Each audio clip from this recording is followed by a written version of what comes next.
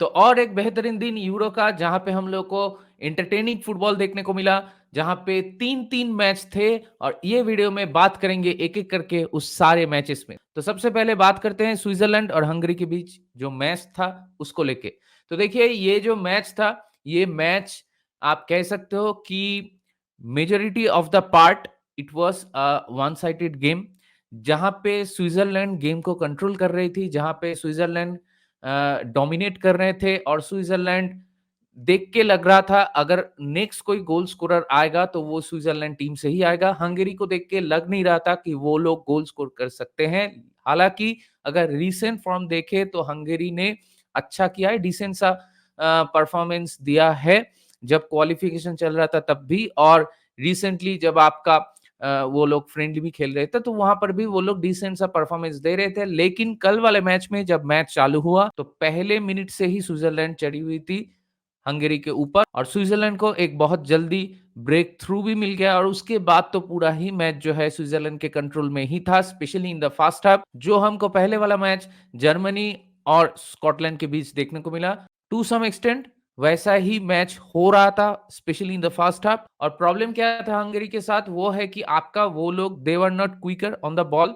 वो लोग पासिंग करने में ज्यादा टाइम ले रहे थे, उन लोगों का डिसीजंस खराब था और स्पेशली जब वो लोग स्विट्जरलैंड के बॉक्स के आसपास आ रहे थे फाइनल थर्ड में, तो वहां पे उन लोगों का डिसीजन मेकिंग बहुत ही खराब था। इसलिए अगर कोई चांस क्रिएट कर भी सकते थे तो वो नहीं हो पा रहा था। और दूसरी तरफ अगर स्विट्जरलैंड की बात करें तो स्विट्जरलैंड वर मोर क्लिनिकल, इसलिए वो लोग अर्ली लीड ले पाए और उसके बाद वो लोग और एक गोल स्कोर कर दिए। सेकेंड हाफ में हंगेरी मैच में थोड़ा बहुत वापसी करने की कोशिश कर रहे थे, उन लोगों को एक गोल भी मिला। हंगेरी को देख के लग रहा था कि सोबोस्लाई के ऊपर ज्यादा प्रेशर है और उस प्रेशर के अंडर वो अच्छी तरह से ऑपरेट नहीं कर पा रहा था, उसका जो रोल है वो क्लियरली एग्जीक्यूट नहीं कर पा रहा था। और एज अ होल अगर आप हंगेरी टीम की बात करें तो वो लोग भी कुछ खास नहीं कर पा रहे थे। हालांकि सेकेंड हाफ में जैसे मैच थोड़ा डीप गया, तब हंगेरी धीरे धीरे गेम में ग्रो कर चुके थे और कुछ कुछ चांसेस वो लोग क्रिएट करने की कोशिश कर रहे थे और उसी के खातिर उन लोगों को एक गोल भी मिल गया। लेकिन जब पिच पे एम्बोलो आया, एम्बोलो को सब्स्टिट्यूट करके सेकेंड हाफ में लाया गया मैच खत्म होने से थोड़ी देर पहले ही, तब पिच पे आने के बाद ही हम लोगों को क्लियरली देखने को मिला कि अगर आप पिच में अटैकिंग थर्ड पे एक एनर्जेटिक स्ट्राइकर ऐड कर रहे हो तो कभी कभार वो पेड ऑफ होता है।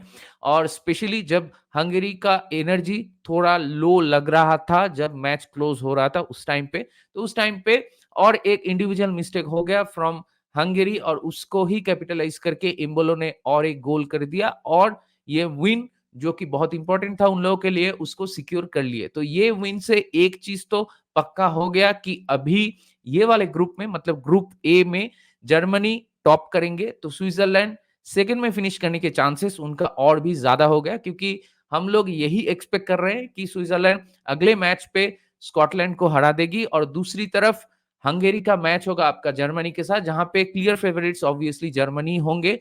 तो हंगेरी के लिए चीजें थोड़ा मुश्किल लग रहा है। अगर स्कॉटलैंड और हंगेरी के बीच स्कॉटलैंड जीत जाता है तो शायद स्कॉटलैंड थर्ड में फिनिश कर दे, या फिर वो वाला मैच में अगर हंगेरी कुछ कर पाए स्कॉटलैंड के साथ, जैसे हंगेरी खेलते हुए आ रहे हैं वैसे अगर वो लोग खेल पाते हैं अगेंस्ट स्कॉटलैंड, तो शायद कुछ हो सकता है, वो लोग 3 में फिनिश कर सकते हैं।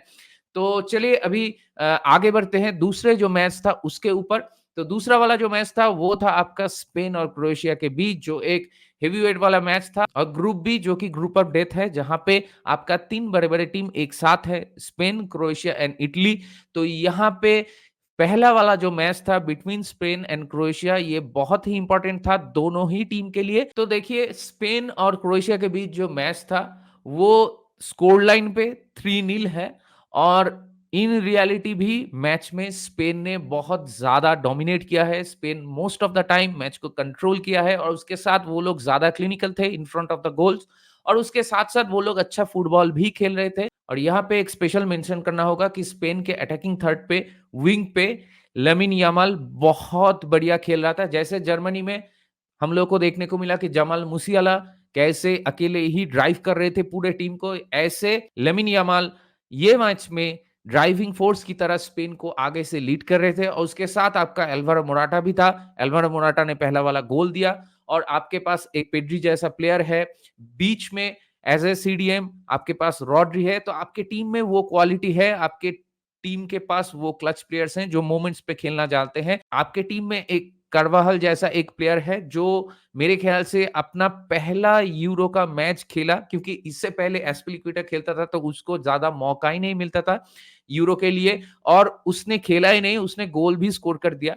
तो यही चीज दिखाता है कि आपके पास अगर ये प्लेयर्स हैं जो कि आपका मोमेंट्स पे खेलना जानते हैं या फिर जो कि आपको मैच में एक एक्स्ट्रा एज प्रोवाइड कर सकते हैं। अगर आपके पास कोई मौका आता है तो उसको बरी कर सकते हैं, उस पे कैपिटलाइज कर सकते हैं। तो वो चीज़ कल स्पेन ने बखूबी के साथ किया है और उसके साथ-साथ it was again a statement win for Spain against Croatia. ये मैच कभी भी आसान नहीं था। जर्मनी ने जो डोमिनेशन दिखाया वो आपका एक स्कॉटलैंड जैसे टीम के अगेंस्ट में था। लेकिन ये वाले मैच में क्रोएशिया जैसे एक टीम के साथ, जहाँ पे क्रोएशिया हर एक टूर्नामेंट में अच्छा करते आ रहे हैं, वो आपका यूरो हो या वर्ल्ड कप हो, उसके साथ-साथ अगर आप ऐसे एक ग्रुप में हो जहाँ पे इटली जैसा भी टीम है, तो ये ग्रुप में पहले ही मैच में क्रोएशिया जैसे एक टीम के साथ ऐसा फुटबॉल खेलना, इट वाज़ अनएक्सपेक्टेड। मैंने तो ये चीज़ एक्सपेक्ट नहीं किया था। आई एम श्योर कि आप लोगों में से भी बहुत सारे लोग ऐसा ही सोच रहे थे कि ये एक क्लोज मैच होगा, जैसे लास्ट वाले यूरो में भी हुआ था, 3-3 ऐसा कुछ हुआ था, उसके बाद टाई ब्रेकर हुआ था। तो इसीलिए मुझे लगता है कि ये वाला मैच में स्पेन जैसा परफॉर्मेंस दिया है, it was a huge win for them, और उसी के साथ-साथ वो लोग भी अगर ऐसा फुटबॉल खेलती हैं, तो उन लोगों को रोकना भी थोड़ा बहुत मुश्किल लग रहा है मुझे। अगर दूसरी तरफ आप स्टैटिस्टिक्स की बात करें, तो ये पॉइंट मैं क्यों बोल रहा हूँ, वो इसलिए हो ही सकता है कि आपने ये मैच मिस कर दिया और उसके बाद आप आके स्कोर लाइन देख रहे हो 3-0 और उसके बाद आप स्टैटिस्टिक्स देख रहे हो कि बॉल पोजीशन क्या था, किसने ज़्यादा बिग चांसेस क्रिएट किए थे। तो वो स्टैटिस्टिक्स अगर आप देखोगे तो वहाँ से शायद आपको कुछ दूसरा ही एक पर्सपेक्टिव मिलेगा ये मैच को लेके, कि आपको लगेगा कि क्रोएशिया ने अच्छा ही खेला है। समहाउ वो लोग गोल स्कोर नहीं कर पाए और स्पेन ज़्यादा क्लिनिकल थे इसलिए शायद जीत गए।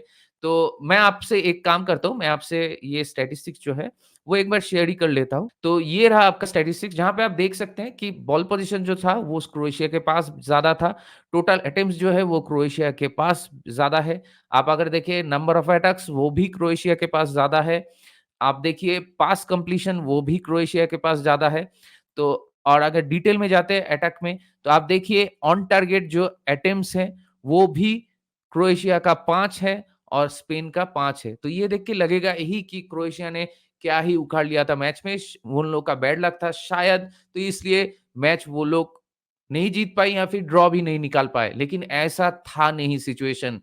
तो यही एग्जाम्पल बनता है कि sometime statistics can be deceiving, और वही चीज का एक परफेक्ट एग्जाम्पल है ये, क्योंकि अगर आप मैच देखे हो तो आपको मालूम है कि स्पेन कितना अच्छा खेल रहे थे, स्पेन कितना ज्यादा डोमिनेट था। क्रोएशिया ने तो ओपोनेंट बॉक्स में बहुत ज्यादा टचेस उनको मिला, उसी के साथ साथ वो लोग कोशिश भी कर रहे थे, लेकिन दे वर नॉट क्लिनिकल इनफ, और उसके साथ लगातार वो लोग गलत डिसीजन ले रहे थे बार बार। और अगर गेम का प्रोग्रेशन देखे from the beginning to the end, तो स्पेन धीरे-धीरे गेम में प्रोग्रेस किया है, ऐसा भी नहीं था। From the starting point Spain were at the top, और उसके साथ-साथ हर एक सिचुएशन में, हर एक मोमेंट पे Croatia was the second best team, और यही चीज़ हुआ है कल। हालाँकि स्टैटिस्टिक्स ऐसा दिखा रहा है, क्योंकि सेकंड हाफ में एक मोमेंट के बाद क्रोएशिया के पास बॉल पोजीशन थोड़ा ज़्यादा था। क्रोएशिया कुछ क्रिएट करने की कोशिश कर रहे थे, 2-3 चांसेस भी उनको मिला जो कि मेरे ख्याल से हाफ चांसेस हैं। लेकिन फिर भी क्रोएशिया ने वो फुटबॉल नहीं खेला जो क्रोएशिया से एक्सपेक्टेड था, या फिर क्रोएशिया जैसे मैच में no matter what the result is, क्योंकि क्रोएशिया को हम लोग पहले भी 3-0 डाउन से 3-3 करते हुए देखे हैं। तो वैसा फुटबॉल क्रोएशिया एकदम ही नहीं खेला, मतलब उसके आसपास भी क्रोएशिया नहीं था। तो यही मेरा पॉइंट है कि आप स्टैटिस्टिक्स पे मत जाइए। स्टैटिस्टिक्स देख के आपको लगेगा कि क्रोएशिया अच्छा खेला है, लेकिन अगर इन रियलिटी आप आई टेस्ट की बात करें तो क्रोएशिया एकदम ही घटिया खेल रहे थे पूरे मैच में, और सिर्फ क्रोएशिया घटिया खेला इसके लिए ही स्पेन जीत गया ऐसा भी नहीं था। जहाँ पे क्रेडिट ड्यू है, वहाँ पे आपको क्रेडिट देना पड़ेगा। तो स्पेन को आपको फुल क्रेडिट देना पड़ेगा। स्पेन के जितने भी प्लेयर्स थे, उनको आपको प्रेज़ करना होगा। As a team they had a brilliant brilliant game of football. तो इसी विन के बाद स्पेन का कॉन्फिडेंस जो है वो अभी बहुत हाई होगा और अगले मैच मुझे मालूम नहीं वो इटली के साथ है या फिर अल्बानिया के साथ है। तो अगर अल्बानिया के साथ है स्पेन का मैच तो वो तो आपका मेरे ख्याल से स्पेन इज़ द क्लियर फेवरिट्स और अगर इटली के साथ है तो वो वाले मैच का भी जो डायनामिक्स है वो अभी चेंज हो गया है। क्यों? क्योंकि अगला जो मैच था वो था आपका इटली और अल्बानिया के बीच। जो मैच शुरू होने से पहले हम लोग तो अल्बानिया को कंसीडर ही नहीं कर रहे थे। हम लोग को फिर से लग रहा था कि जैसे जर्मनी ने डोमिनेट करके स्कॉटलैंड को हराया, स्पेन ने डोमिनेट करके क्रोएशिया को हराया, तो वैसे हम लोग को लग रहा था तो इटली तो हरा ही देगी अल्बानिया को। लेकिन मैच जब चालू हुआ तो मैच शुरू होने के साथ-साथ ही मतलब विदिन अ मिनट अगर एग्ज़ैक्ट टाइम कहें 20 सेकंड्स में अल्बानिया ने अपना पहला गोल यूरो में मार दिया और it was the fastest goal scored ever in the history of Euro. जी हाँ, मार्को ने थ्रो करने के टाइम पे एक गलती कर दिया था और वो बॉल स्ट्रेट चला गया अल्बानिया के पास और वहां से वो लोग पहले ही चांस में एक गोल मार दिया। डोनारुमा को नियर पोस्ट से बीट कर दिया और उसके बाद हम लोगों का तो दिमाग घूम गया कि अरे भाई ये क्या देख लिया हम लोगों ने। तो उसके बाद मैच बहुत ही अच्छा हो रहा था, specially in the next 20 minutes जहां पे इटली एक के बाद एक अटैक किए जा रहे थे और देखते ही देखते मैच में इटली कमबैक कर लिया। आपका बास्तोनी ने एक बढ़िया शानदार गोल मार दिया, हेडर था वो और उसके बाद बड़ेला ने एक वर्ल्ड क्लास गोल स्कोर कर दिया और उसके साथ इटली पहले ही हाफ में 2-1 हो गए थे। 2 गोल करने के बाद नहीं मतलब मैच जब शुरू हुआ वो पहले वो शकरपंच जैसा एक गोल वो उन लोगों ने कंसीड किए इटली ने, लेकिन उसके बाद वो लोग अपना गेम खेलना चालू कर दिए थे और एक के बाद एक अटैक कर रहे थे और अल्बानिया को देख के लग नहीं रहा था कि उनके पास कोई प्लान है या फिर उनको मालूम है कैसे इटली को रोका जाए। तो यहीं पे due to quality, due to experience आपका सही टाइम पे सही डिसीजंस लेने के लिए और बिहाइंड द रन इतना अल्बानिया के बैकलाइन के पीछे इतना स्पेस एंड टाइम मिल रहा था इटली के प्लेयर्स को, वो लोग बहुत-बहुत चांसेस क्रिएट कर रहे थे और वो लोग फटाफट से 2 गोल मार भी दिए और फर्स्ट हाफ का जो पिक्चर रहा है वो आपका ऐसा ही था कि इटली एक के बाद एक चांसेस क्रिएट कर रहे थे। अल्बानिया अपना जी-जान लगा दे रहे थे डिफेंस करने में। ऐसा नहीं है कि इटली के पास और मौके नहीं थे। इटली के फ्रंट लाइनअप में जितने भी प्लेयर्स थे वो लोग अगर ज़्यादा क्लिनिकल होते या फिर अल्बानिया के गोलकीपर को या फिर उनके डिफेंस को भी आपको थोड़ा क्रेडिट देना होगा कि वो लोग भी बहुत बढ़िया डिफेंस कर रहे थे। इसीलिए फर्स्ट हाफ खत्म होने तक जो स्कोर लाइन था वो आपका 2-1 ही था।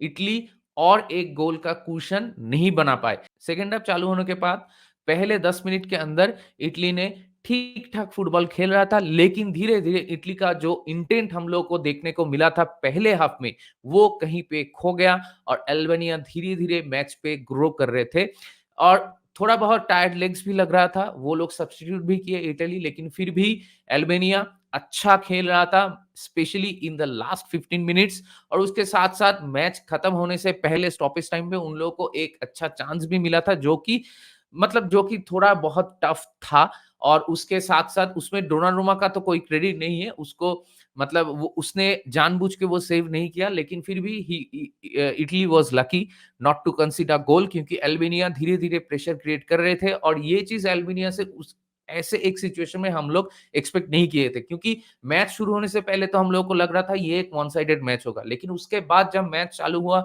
अल्बानिया ने पहला गोल मार दिया तो हम लोग को लगा अरे भाई ये क्या होगा? लेकिन इटली जब मैच में वापसी कर चुके थे तो हम लोग को लग रहा था कि अभी यहाँ से अल्बानिया के लिए कोई कमबैक नहीं हो सकता और सेकंड हाफ में जाते हुए शायद इटली और 1-2 गोल स्कोर कर दे। लेकिन सेकंड हाफ में वैसा बिल्कुल ही नहीं हुआ। अल्बानिया का जो सेकंड हाफ में परफॉर्मेंस है वो अच्छा था और उसके साथ-साथ आप एक ऐसे ग्रुप में हो जहाँ पे स्पेन है, क्रोएशिया है, इटली है और इटली डिफेंडिंग चैंपियंस हैं, तो उनके खिलाफ पहले मैच में अगर आप 2-1 हारते होती, तो ये आप लोगों के लिए ये मैच में मतलब डिसअपॉइंट होने की कोई जगह नहीं है, अल्बानिया के लिए क्योंकि अल्बानिया ये मैच से बहुत सारे पॉजिटिव ले जा सकते हैं अपने दूसरे मैच पे। अभी यही देखने वाली बात होगी कि अल्बानिया अभी क्रोएशिया के साथ और स्पेन के साथ क्या करते हैं और स्पेन क्या ये ग्रुप में टॉप करेंगे और स्पेन और इटली के बीच क्या होता है, यही अभी देखने वाली बात होगी। क्रोएशिया को भी लेट्स नॉट फॉरगेट, क्योंकि क्रोएशिया पहला अगर मैच हार भी जाता है, वो लोग अगर अल्बानिया के साथ जीत जाता है और इटली के साथ अच्छा खेल लेते हैं तो कुछ भी हो सकता है। तो ये ग्रुप अभी भी वाइड ओपन है। तो देखते हैं आगे जाके क्या होता है। तो आज भी 3-3 मैचेस हैं, उनको लेके भी मैं वीडियो बनाऊँगा। तो कल जो 3 मैचेस थे, आपका स्पेन, क्रोएशिया, स्विट्ज़रलैंड, हंगरी और इटली, अल्बानिया, तो ये तीनों मैच को लेके आपका क्या राय है? आपका क्या ओपिनियन है? आपको क्या लग रहा है कि स्पेन आगे जाके क्या कुछ कर सकती है या फिर यहाँ से क्रोएशिया क्या कमबैक कर सकते हैं? तो ये सब मुझे ज़रूर बताएँ कमेंट सेक्शन में और ये वीडियो अगर आप लोगों को पसंद आया तो मेरे चैनल को थोड़ा सपोर्ट कीजिए, इस वीडियो को लाइक कीजिए, मेरे चैनल को सब्सक्राइब कीजिए और इस वीडियो को शेयर कीजिए अपने दोस्तों के बीच जिनको फुटबॉल पसंद है, जो यूरो देख रहे हैं। तो ये यूरो के एडिशन में मैं ऐसे ही करके हर एक दिन, हर एक प्रीवियस मैच डे के जितने भी मैचेस होंगे, उनका एक रिएक्शन वीडियो लेके आऊँगा। तो बहुत जल्दी मिलते हैं अगले वाले वीडियो में। इस वीडियो को यहीं पे रैप अप करते हैं। Take care, good bye, glory glory Manchester United and United we stand.